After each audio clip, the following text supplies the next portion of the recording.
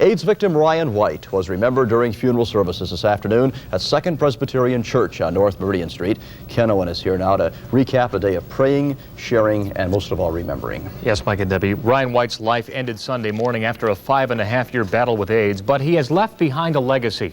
A trip to 7700 North Meridian Street or any number of places today was proof of that. Things were at a virtual standstill in Ryan's hometown of Cicero. Many stores closed for the day in his memory. Flags across the state flew at half-staff in honor of the 18-year-old. Sunny skies provided the backdrop for those flags early in the day, but as the funeral drew nearer, skies became ominously gray, and a cold rain began to fall.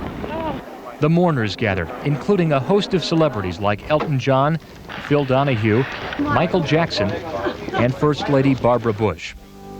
The church was filled to capacity.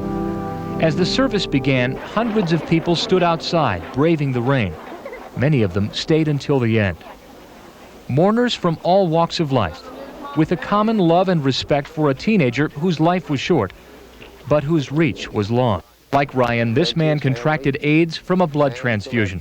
Michael Graston is planning a coast-to-coast bicycle ride to raise AIDS awareness and to keep Ryan's message alive.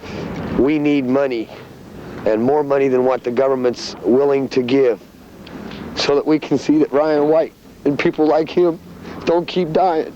Inside the church, more tears and assurances that Ryan's life has left a lasting impression on people, like classmates who are members of the girls' choir at Hamilton Heights High School. Keep smiling, keep shining, knowing you can always count on me. For sure, that's what friends are for. But as Reverend Ray Probasco made clear, Ryan's influence extends far beyond this church and Indiana. The teenager taught the world an important lesson. It's all right to fear AIDS, but have compassion for its victims. At first, Ryan and the diseased were perceived as one and the same. And as we all discovered, they were so very far apart. It was Ryan who first humanitized the diseased called AIDS. He allowed us to see the boy who just wanted more than anything else to be like other children. He healed a wounded spirit in a world and made it whole. Skyline pigeons fly. Elton John closed the service with his song Skyline Pigeon.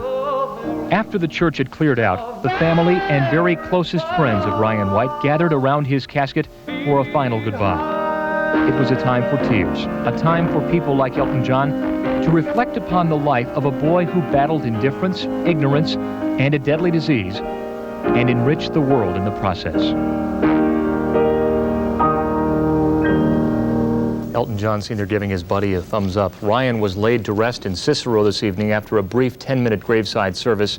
It's been a sad day, obviously, but one filled with beauty and dignity, and it really was a most touching service this afternoon, Mike and Debbie. All right, Ken, thank you. Thank you, Ken.